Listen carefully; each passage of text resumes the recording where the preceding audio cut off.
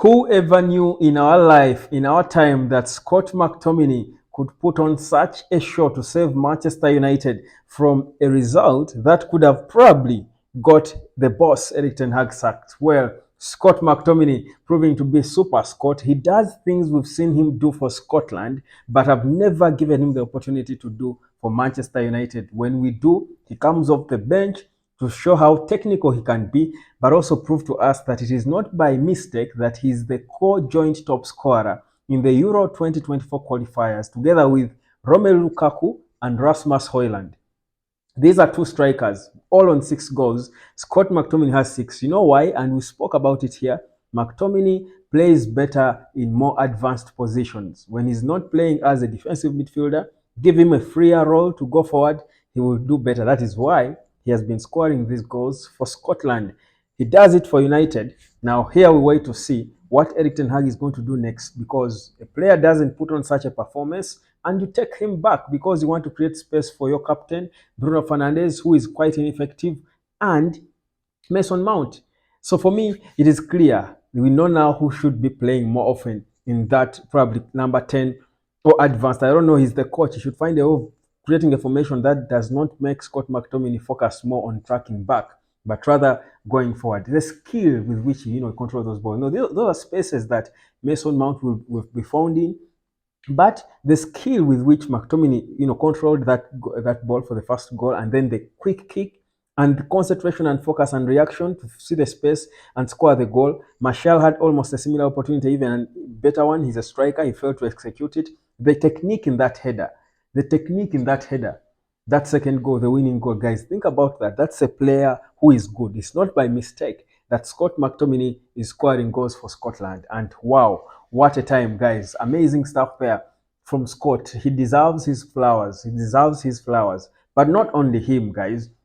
Manchester United had so many players who were good. Well, we saw the error, poor bit of lack of basics goalkeeping from Andrew Onana that, costed us the first goal, but it was not mostly him. I actually think the first goal is more to be blamed on the Casemiros of this world and a bit of Sofian Amrabat, because again, they have failed to cover their distances. And I just immediately posted that Casemiro is unfit. He was unfit. He was struggling to run in the game. No wonder he was withdrawn, and we looked better. We looked fresher because the man is unfit. Kobe Maino, when are you coming back, son? Please come back, Kobe. We need you. But anyhow, so I feel that so many other players played well. Harry Maguire, when will Harry Maguire ever get some credit? For me, Harry Maguire was probably the second best player for United. So many of our players did well. Harry Maguire was man of the match. Obviously, should be Scott McTominay, because he was concentrating on the bench, technical enough to come and change the game and do what others have failed to do for so many minutes. Be effective. Marcus Rashford, he has played, McTominay has played 5 games, has scored 2 goals already and convincing goals in an intense game. So that's the character we need, the effectiveness we need from a player. It's not about the minutes you play, it's about how effective you are in those minutes. I thought Anthony had a decent game when he came on. He a bit tried to change the tempo of the game. He was looking good. I liked it. He was a bit better. He was visible this time. He tried things around. I told you Maguire how he was, and I said it before, I think in one of my recent videos, that Harry Maguire, before he makes a mistake, he's one of our better players because he keeps passing the ball, his ball distribution, but his hunger as well. But also Maguire is a leader. You remember a situation when I think we had an offside contestation, and Maguire was actually the one taking the leadership there. He was the one going there to talk to the referee, but as a captain, as a leader, and you would see that level of maturity in him. I liked it because again, the captain's armband can be too heavy. You're seeing Bruno. The captain's armband is looking so heavy on Bruno. Let's be honest.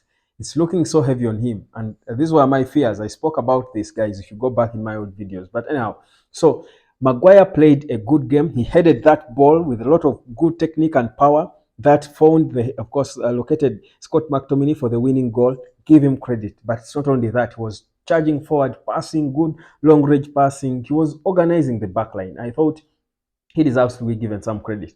The other player who I thought played well, Alejandro Garnacho, again coming off the bench, credit him a lot for that first goal from Scott McTominay. He came and he was doing again things that Marcus Rashford threatens to do but destroys at the end, doesn't. I like the fact that Eric Ten Hag has now got the mettle to go on and substitute Marcus Rashford. Yes, that's exactly what you do. I saw even Rashford, his body language after the game, he wasn't happy. It was like he wasn't happy because of the performance. Maybe he wasn't part of the story. When they withdraw him, that's when we get the results in a few minutes. So, and he also saw what Garnacho did. So obviously, he didn't smile, to be honest. He didn't look happy, to be honest.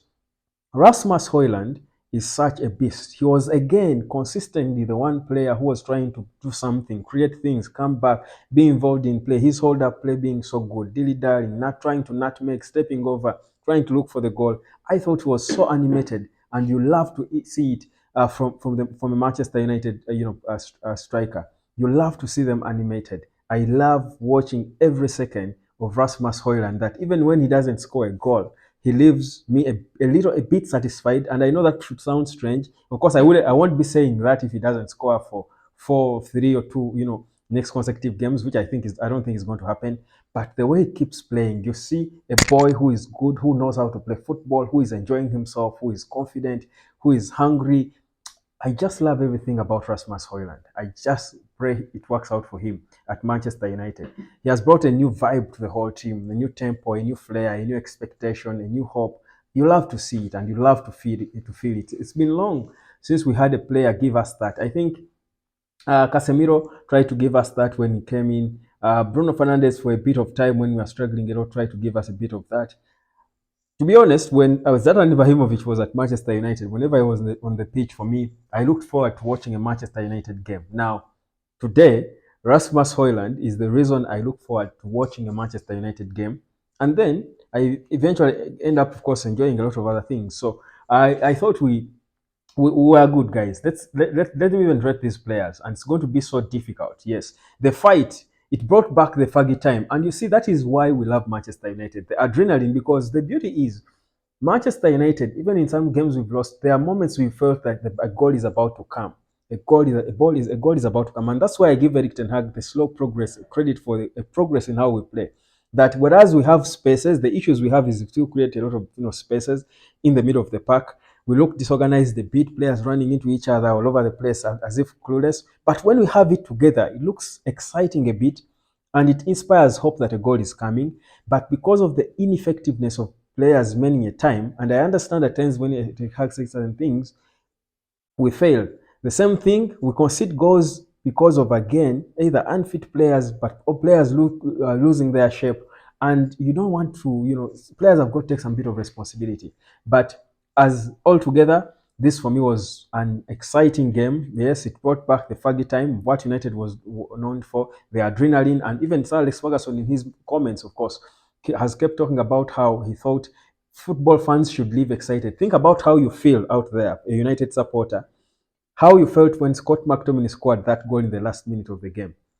That is what Sir Alex Ferguson has always wanted. That is why he was very okay with winning games late, because he said, when the game is going on, when you win it too early, by the time it ends, the fans have lost the fire. And for me, Alex Ferguson loved, for him, his approach was always about the fans. That's why he forced players to sign autographs with fans, never disrespect a fan. He wanted to give the fans an experience. And that's why we love the club. So he said, those adrenaline games were the best for him because the fans would leave so happy at the end of the game.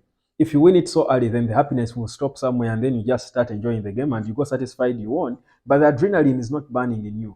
But if that happens, if you win the way we won, then you leave with your adrenaline up. And that's what Sir Alex Ferguson loved. And that is how I feel right now. I know that is how you feel out there. That is how we felt. But also the fact that we kept showing that these goals are coming. They are not scrapped goals. We worked hard for them. We could have scored more. We pressed them. We continued fighting. You love to see it. This is the Manchester United we want to see. But the multi-million-dollar question is, can we be consistent? Can we be consistent? Andre Onana, can he be consistent? I mean, he seems to be a reactive goalkeeper. Make a mistake, then you react, because he saved us a lot. Some could even have said he could have been a man of the match. Someone mentioned it somewhere. Johnny Evans, so calm. He has never played such calm football, even at his peak when he was playing for Manchester United. I was saying you could have a Ballon d'Or-esque ending to what was, a largely average career, because it wasn't the most exciting of defenders, but it was there. It was as if a Victor Lindelof. The way you see Victor Lindelof now at Man United is the way you would talk about Johnny Evans if you didn't watch him back then. So he wasn't your man. But right now, the calmness, the organization, he should be the leader of that team. I mean, it's looking good, guys, but can we be consistent? That's the question. Can we be consistent? Can Eric Ten Hag be consistent with making the right calls and the right moves? Because he got almost everything right. For me, if we do that, then United will be back. But don't get too excited, guys.